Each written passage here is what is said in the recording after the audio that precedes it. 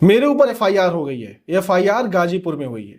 मैंने सच बोला तो पता नहीं क्यों सामंतवादी मनुवादियों को मिर्ची लग गई और सामंतवादी मनुवादियों ने मेरे ऊपर एफआईआर करा दी। मामला है गाजीपुर की एक बेटी के न्याय को लेकर। नाम है निशा विश्वकर्मा। निशा विश्वकर्मा का हत्या कर दिया गया है। जो हत्या करने वाले लोग हैं वो मनुवादी सामंतवादी पोंगा पंडित जो है हरिओम पांडे। इस हरिओम पांडे ने उस नाबालिग बच्ची की हत्या कर दी। उसकी गिरफ्तारी फिलहाल अब हो गई है, मगर 15 तारीख का मामला है और 18 तारीख तक, लगभग 18 तारीख तक एफआईआर नहीं लिखी गई। जब हमने ट्वीट किया, हमने इस मुद्दे को उठाया कि आखिर एक बच्ची जो पिछड़े समाज से आती है, जो पीडीए के समाज से आती है, जो बहुजन समाज से आती है, आखिर उसको न्याय क्यों नहीं दिया जा रहा है, आखिर उसकी एफआईआर क्यों नहीं लिखी जा रही है। उसके परिवार के लोग दर दर भटक रहे हैं। एक बेटी उन्होंने खो दी और उसके बाद भी वहां पर थाने पे मौजूद जो पुलिस का काम है वो पुलिस नहीं कर रही है। उसके पीछे एक बड़ा कारण है। आरोपी का नाम समझिए, आरोपी का नाम है हरिओम पांडे और जिसको न्याय करना था, जिसको एफआईआर लिखनी थी, उस एसएचओ का नाम है संतोष पाठक। तो आप समझ सकते हैं सजाती लोगों को कैसे बचाने का काम किया गया। शुरू में कैसे पिछड़े दलितों को दबाने का काम किया गया। इसी मुद्दे को लेकर मैंने एक ट्वीट कर दिया। मैंने ट्वीट किया और उस ट्वीट के बाद मेरे खिलाफ एफआईआर लिख दी गई। मैंने सिर्फ इतना ही पूछा था, योगी का यह राम राज है या गुंडा राज, या उससे बढ़कर सामंतवाद मनुवाद का जंगल राज। गाजीपुर के करंडा थाना क्षेत्र से सामने आ रही एक घटना बेहद ही गंभीर और चिंताजनक बताई जा रही है। जानकारी के अनुसार पिछड़े विश्वकर्मा समाज की एक नाबालिग बेटी के साथ ब्राह्मण समाज के 4 युवकों के द्वारा सामूहिक दुष्कर्म का आरोप है। मैंने ये बताया कि आरोप है, इस तरह के गांव के लोग आरोप लगा रहे हैं। स्थानीय लोगों का कहना है कि यह घटना 14 अप्रैल की है। नाबालिग बेटी इस दुनिया से चली गई, लेकिन पीड़ित परिवार अब तक न्याय के लिए दर दर भटक रहा है। परिवार का आरोप है गाजीपुर पुलिस और भाजपा के प्रभावशाली लोगों के द्वारा समझौता का दबाव बनाया जा रहा है। मैंने इतना ट्वीट किया और गाजीपुर पुलिस से लेकर तमाम लोगों को मैंने ट्वीट को टैग कर दिया, मगर उसके बाद मेरे खिलाफ एफआईआर लिख दी गई, इसलिए कि मैंने सच बोला। मैंने कैसे एक पिछड़े का, एक गरीब परिवार का, एक बहुजन समाज का, आधी आबादी की आवाज उठाई। कैसे मैं एक उस बेटी की आवाज उठाया कि जो बेटी गरीब थी और उसके सामंतवादी मनुवादियों ने उसकी हत्या कर दी, पोंगा पंडितों ने उसकी हत्या कर दी। इस बात को लेकर जो वहां के एसएचओ थे उनको बहुत ही बुरा लगा। सुनने में ये आ रहा है कि जो एसएचओ हैं संतोष पाठक, उनका बहुत ही करीबी आदमी है वो।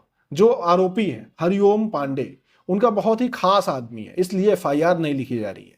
सोचिए जातिवाद जो है वह कितना घटिया है कि जाति देखकर अपराधियों को पहचाना जाता है, जाति देखकर अपराधियों के ऊपर कार्रवाई की जाती है। मैं इस फर्जी एफआईआर से डरने वाला तो नहीं हूं, और ऐसे जो फर्जी एफआईआर होते हैं उनसे मैं घबराता भी नहीं हूं। ऐसे बहुत सारे एफआईआर होते रहते हैं और मैं सच बोलता रहता हूं, सच बोलता रहूंगा।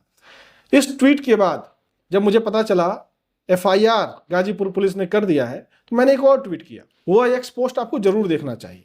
मैंने लिखा, बहन बेटियों के न्याय के लिए हम लड़ते रहेंगे, मनुवादी सामंतवादियों के फर्जी मुकदमे से हम डरने वाले नहीं। और मैंने गाजीपुर पुलिस को लिखा, हेलो गाजीपुर पुलिस, लगता है बुलडोजर का तेल खत्म हो गया है, अभी तक आरोपियों के घर पे बुलडोजर क्यों नहीं चला। थाना करंडा के एसएचओ संतोष पाठक के सजाती आरोपी सुभाष पांडे के घर पर बुलडोजर कब चलेगा। सूत्र बता रहे हैं एसएचओ साहब का बड़ा खास आदमी है। इससे साफ पता चलता है कि अगर आप आवाज नहीं उठाएंगे, अगर आप पूछेंगे नहीं, तो सरकार में बैठे हुए लोग और सरकार गरीब, पिछड़े, दलित और महिलाओं की क्या चिंता करती है वो आप देख सकते हैं। योगी आदित्यनाथ कहते हैं कि कोई अपराधी किसी बहन बेटी के साथ गलत करके अगर बढ़ेगा तो अगले चौराहे पर यमराज खड़े रहेंगे। तो उनकी यमराज क्या छुट्टी पे चले गए थे, या उनका बुलडोजर का तेल खत्म हो गया था, या बुलडोजर पंचर हो गया था, ये तो हमें नहीं पता। अगर इस वीडियो को देखने के बाद सरकार के लोगों को पता हो तो कमेंट करके जरूर बता देंगे। और कब तक उस आरोपी के घर पर बुलडोजर चलेगा। जो बुलडोजर सरकार कहती है कि आरोपियों के घर पर बुलडोजर चलेगा, जीरो टॉलरेंस है, और जब सजाती लोग सामने आ जाते हैं तो उनके ऊपर बुलडोजर नहीं चलता है, चाहे वह जौनपुर हो या गाजीपुर।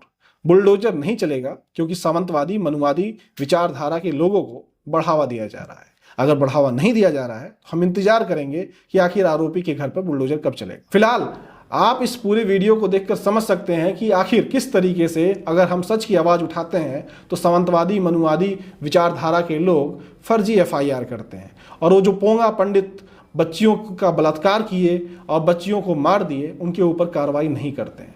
इससे साफ पता चलता है ये सामंतवादी मनुवादी विचारधारा के लोग महिला भी विरोधी हैं, ये पिछड़ा विरोधी भी हैं, दलित विरोधी भी हैं, और इनकी सोच वही वाली सोच है जिसे रूढ़िवादी सोच कहते हैं। ये वही सोच है जो सबसे घटिया सोच होती है। फिलहाल आपकी जो भी राय होगी वो अपने कमेंट बॉक्स में दे सकते हैं और हम इसी तरीके से सच बोलते रहेंगे। नमस्कार। सामंतवाद मनुवाद का जंगल है, इसमें पुलिस ने हमारे ऊपर एफआईआर कर दिया, आपने मुद्दा कैसे उठाया? तो पत्रकारों के ऊपर अगर मुद्दा उठाने पर सवाल किया जा रहा है और तारीफ किया जाए, उसको कैसे देखते हैं?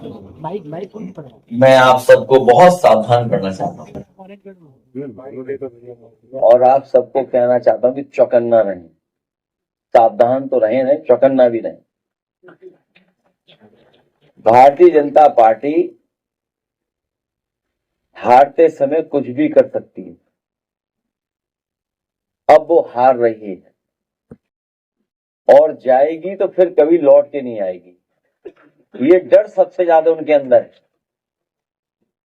जो लोग ये झूठ बोल सकते हैं कि जो पार्लियामेंट से पास हो गया हो, जो कानून बन गया हो, नोटिफाई हो गया हो, उसके लिए शपथ लिए हुए लोग सड़कों पर घूम रहे हैं। सोचिए, और कह रहे हैं कि महिला आरक्षण पास नहीं हुआ है, उनकी बदनीयत नहीं पास हुई है, उनकी जो साजिश थी वो नहीं पास हुई है, उनका जो षड्यंत्र था वो जनता ने देख लिया कि कितना बड़ा षड्यंत्र उनका था, उसका पर्दाफाश हो गया। वो झूठ बोल करके अपना उल्लू सीधा करना चाहते हैं। हमारे पत्रकार साथियों, इसी तरह लड़ते रहो। अभी चैनल तो नहीं ब्लॉक हुआ आपका, और हमें तो वो पता है कि एक नौजवान ने हमें चाय क्या पिला दी, चाय की दुकान बंद करा दी। कैसी डेमोक्रेसी है, कैसा लोकतंत्र? सोचिए कि एक व्यक्ति ने, एक नौजवान जिसको रोजगार नहीं सरकार दे पा रही, स्वयं रोजगार कर रहा है अपनी काबिलियत से, वो कम से कम ये तो कह रहा है कि मेरे से अच्छी चाय कोई नहीं बना सकता। मुझे तो लगता है कि इसी बात की नाराजगी होगी उसने कैसा क्यों कह दिया। हम उस परिवार के साथ हैं और उस परिवार को न्याय दिलाने के लिए हम लोग लड़ेंगे, हम लोग संघर्ष करेंगे। और प्रतिनिधिमंडल हमारी पार्टी ने भेजा है और जो भी कानूनी मदद होगी न्याय दिलाने के लिए और आर्थिक मदद भी उस परिवार की हम लोग करेंगे।